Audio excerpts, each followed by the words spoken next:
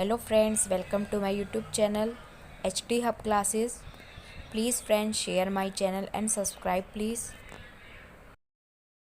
आज हम पढ़ते हैं हिंदी व्याकरण का समास चैप्टर।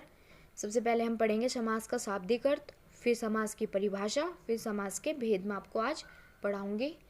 समास का शाब्दिक अर्थ होता है संक्षेप और विग्रह, अर्थात किसी भी शब्द को छोटा करके बोलना। इसकी परिभाषा है जब दो या दो से अधिक शब्दों से मिलकर कोई नया और छोटा शब्द बनता है उसको हम समास कहते हैं। फ्रेंड्स, अब मैं आपको समास के उदाहरण बताऊंगी। समास के उदाहरण है रसोई के लिए घर ना वर्ड यूज़ करके हम क्या बोलेंगे, रसोई घर। हाथ के लिए कड़ी ना बोलकर हम क्या वर्ड यूज़ करेंगे, हथकड़ी। नील और कमल का वर्ड यूज़ ना करके हम क्या बोलेंगे, नील कमल, क्योंकि समास का अर्थ है बड़े शब्दों को छोटे में कन्वर्ट करना। राजा का पुत्र ना बोलकर हम क्या वर्ड यूज़ कर सकते हैं, राजपुत्र। अब मैं आपको समास के भेद बताऊंगी। फर्स्ट नंबर पर है अव्ययभाव समास। पहले हम ये रीड करेंगे। अव्ययभाव समास के दो पद होते हैं। इसका पहला पद प्रधान होता है। अब अव्ययभाव समास छांटने के कुछ नियम है।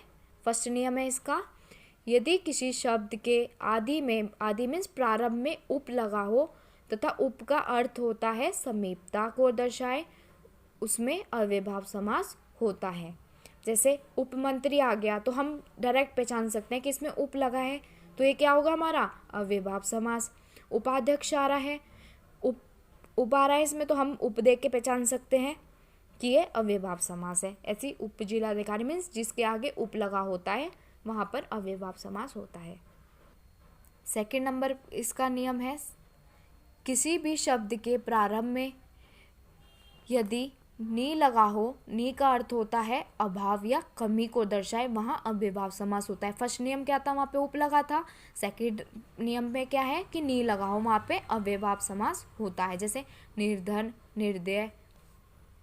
थर्ड नंबर इसका नियम है, यदि किसी शब्द में समान शब्दों की पुनरावृत्ति मीन्स बार बार वही वर्ड रिपीट हो रहा हो, तो वहाँ पर अव्ययभाव समास होता है। जैसे उसका एग्जाम्पल है दिन दिन, चल चल, ये इसके एग्जाम्पल। सेकंड नंबर पर है कर्मधारय समास। कर्मधारय समास में दो पद होते हैं। इस समास का दूसरा पद प्रधान होता है। अव्ययभाव समास में पहला पद प्रधान था और कर्मधारय समास में दूसरा पद प्रधान होता है। तो इसका नियम फर्स्ट है कि कर्मधारय समास को हम कैसे छाटेंगे कि यहाँ पे कर्मधारय समास है। यदि किसी शब्द का प्रथम पद विशेषण हो तथा द्वितीय पद विशेष्य हो मीन्स संज्ञा हो, तो वहाँ कर्मधारय समास होगा। अब विशेष्य मैंने आपको पढ़ा, विशेषण क्या होता है मैंने आपको पढ़ा दिया था। क्या होता है, जो शब्द संज्ञा और सर्वनाम की विशेषता बताते हैं उसे हम विशेषण कहते हैं। और विशेष्य भी आपको पता है, जहाँ जो शब्द किसी व्यक्ति, वस्तु, स्थान आदि का बोध कराते हैं उन्हें हम संज्ञा कहते हैं। तो आपको पता चल गया। अब जैसे उदाहरण आएगा सुंदर लड़का, तो सुंदर क्या है उसकी विशेषता, क्योंकि जो संज्ञा और सर्वनाम की विशेषता बताते हैं उन्हें हम विशेषण आ गए, तो यहाँ पे विशेषण आ गया। लड़का क्या है, संज्ञा। नेक्स्ट है इसका एग्जाम्पल, ऊंचा मकान है। ऊंचा क्या है उसकी विशेषता और मकान क्या है, संज्ञा। सेकंड नियम है इसका, जब किसी शब्द में उपमेय की उपमान से तुलना की जाती है वहाँ कर्मधारय समास होता है। अब उपमेय और उपमान क्या होगा मैंने आप एक्सप्लेन कर रखा है। उपमा होती है तुलना और उपमेय होता है जिसकी तुलना की जाती है, और उपमान होता है जिससे तुलना की जाए। तो इसका एग्जाम्पल है रीता सीता से छोटी है, तो रीता क्या हो, रीता की तुलना की जाती है किससे, सीता से, तो रीता क्या है इसमें उपमेय, और उपमान क्या होगा सीता, क्योंकि जिससे तुलना की जाए उसको हम उपमान कहते हैं। तो यहाँ पे सीता उपमान होगा। थर्ड है दीर्घु समास। इस समास के दो पद होते हैं, तो इसका भी द्वितीय पद ही प्रधान होता है। नियम फर्स्ट है इसका, एक ही नियम है, यदि किसी पद का प्रथम पद संख्यावाची तथा द्वितीय पद संज्ञावाची हो तो वहाँ दीर्घु समास होता है। जैसे इसको उदाहरण है चौराहा, ये क्या है, चार राहों का, राह मीन्स तो रास्ता होता है।